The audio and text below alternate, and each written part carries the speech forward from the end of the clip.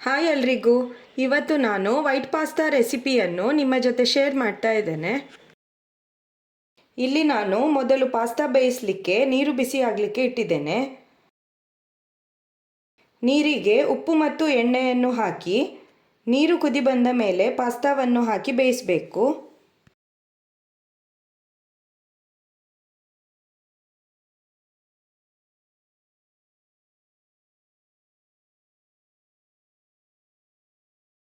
Pasta over cook ಆಗಬಾರ್ದು, ಹಾಗಾಗಿ 80% ಬೆಂದ ನಂತರ ಇದನ್ನು ಸ್ಟ್ರೈನ್ ಮಾಡಿ ಇಟ್ಕೊಳ್ಳಿ.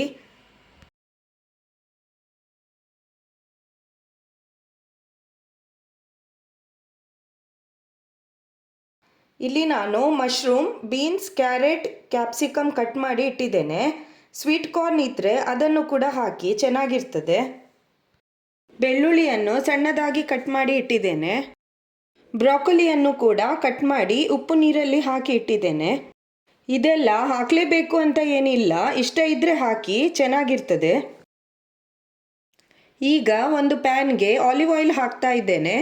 ನೀವು ಆಲಿವ್ ಆಯಿಲ್ ಇಲ್ಲದಿದ್ದರೆ ಬೇರೆ ಯಾವುದೇ ಅಡುಗೆ ಎಣ್ಣೆಯನ್ನು ಹಾಕ್ಬೋದು. ಈಗ ಸಣ್ಣದಾಗಿ ಕಟ್ ಮಾಡಿದ ಬೆಳ್ಳುಳ್ಳಿಯನ್ನು ಹಾಕಿ 1 ನಿಮಿಷ ಫ್ರೈ ಮಾಡಬೇಕು. ಇದನ್ನು ಜಾಸ್ತಿ ಫ್ರೈ ಏನು ಮಾಡಬೇಕಾಗಿಲ್ಲ.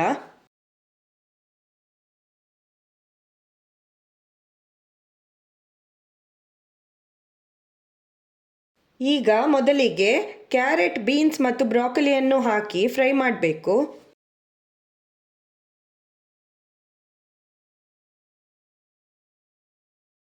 ಇದನ್ನು ಮಕ್ಕಳ ಲಂಚ್ ಬಾಕ್ಸ್ಗೆ ಕೂಡ ಮಾಡಿಕೊಡ್ಬೋದು. ಇದು ಮಕ್ಕಳಿಗೆ ತುಂಬ ಇಷ್ಟ ಆಗ್ತದೆ. ಆದರೆ ಬಿಸಿ ಬಿಸಿ ತಿನ್ನಲಿಕ್ಕೆ ಇದು ತುಂಬ ರುಚಿಯಾಗಿರ್ತದೆ.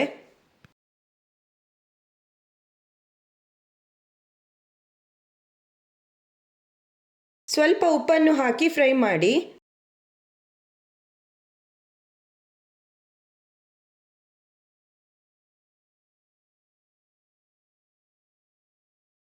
ಈ ಎಲ್ಲ ವೆಜಿಟೇಬಲ್ಸನ್ನು ಜಾಸ್ತಿ ಹೊತ್ತು ಫ್ರೈ ಮಾಡಬಾರ್ದು, ಸ್ವಲ್ಪ ಕ್ರಂಚಿ ಆಗಿರಬೇಕು.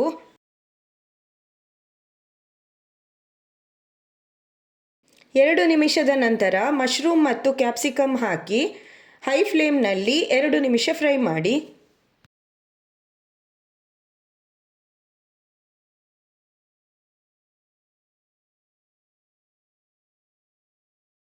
ಈಗ ಇದಕ್ಕೆ ಚಿಲ್ಲಿ ಫ್ಲೇಕ್ಸ್ ಮತ್ತು ಒರೆಗ್ಯಾನೋ ಹಾಕಿ ಮಿಕ್ಸ್ ಮಾಡಿ ಗ್ಯಾಸ್ ಆಫ್ ಮಾಡಿ.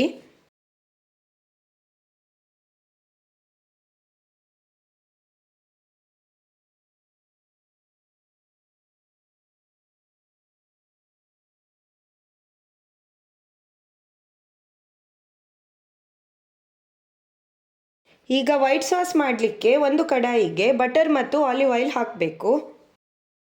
ನೀವು ಬರೀ ಬಟರ್ ಕೂಡ ಯೂಸ್ ಮಾಡಬಹುದು. ಈಗ ಇದಕ್ಕೆ 3 ಸ್ಪೂನ್ ಮೈದಾ ಹಿಟ್ಟನ್ನು ಹಾಕಿ ಸಣ್ಣ ಉರಿಯಲ್ಲಿ 2 ರಿಂದ 3 ನಿಮಿಷ ಫ್ರೈ ಮಾಡಬೇಕು.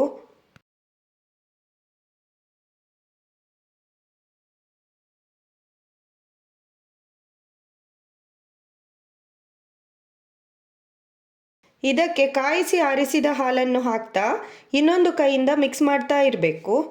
ಇಲ್ಲದಿದ್ದರೆ ಹಿಟ್ಟು ಗಂಟಾಗ್ತದೆ. ಸಾಸ್ ತಿಕ್ಕಾಗಿದೆ ಅಂತ ಅನಿಸಿದರೆ ಇನ್ನೂ ಸ್ವಲ್ಪ ಹಾಲನ್ನು ಹಾಕಿ ಮಿಕ್ಸ್ ಮಾಡಿ.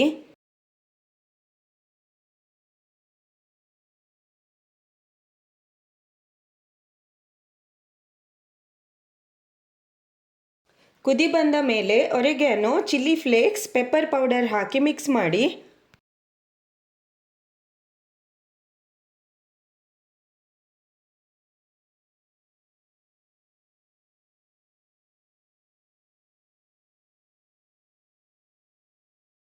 ಸಾಸ್ ಇಷ್ಟು ತಿಕ್ಕಾಗಿ ಇರಬೇಕು. ಈಗ ಇದಕ್ಕೆ ಫ್ರೈ ಮಾಡಿದ ವೆಜಿಟೇಬಲ್ಸ್ ಹಾಕಿ ಮಿಕ್ಸ್ ಮಾಡಿ.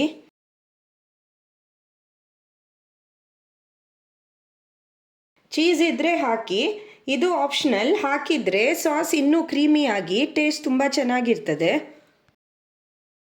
ರುಚಿ ನೋಡಿ, ಉಪ್ಪು ಬೇಕಿದ್ರೆ ಈ ಟೈಮ್ನಲ್ಲಿ ಸೇರಿಸಿ.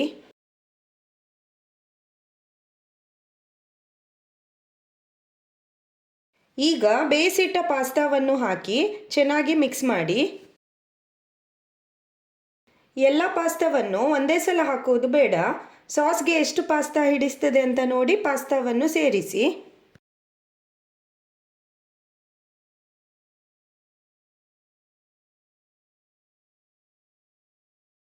ಟೇಸ್ಟ್ ನೋಡಿ, ಬೇಕಿದ್ರೆ ಪೆಪ್ಪರ್ ಪೌಡರ್, ಒರೆಗ್ಯಾನೋ, ಚಿಲ್ಲಿ ಫ್ಲೇಕ್ಸ್ ಸೇರಿಸ್ಕೊಳ್ಬೋದು. ನನ್ನ ಈ ರೆಸಿಪಿ ನಿಮಗೆ ಇಷ್ಟ ಆದರೆ ಲೈಕ್, ಶೇರ್ ಮತ್ತು ಕಮೆಂಟ್ ಮಾಡಿ. ಹಾಗೂ ನನ್ನ ಚಾನಲನ್ನು ಸಬ್ಸ್ಕ್ರೈಬ್ ಮಾಡಿ. ಇನ್ನೊಂದು ಹೊಸ ರೆಸಿಪಿಯೊಂದಿಗೆ ಮತ್ತೆ ಸಿಗೋಣ. ಬಾಯ್ ಎಲ್ರಿಗೂ.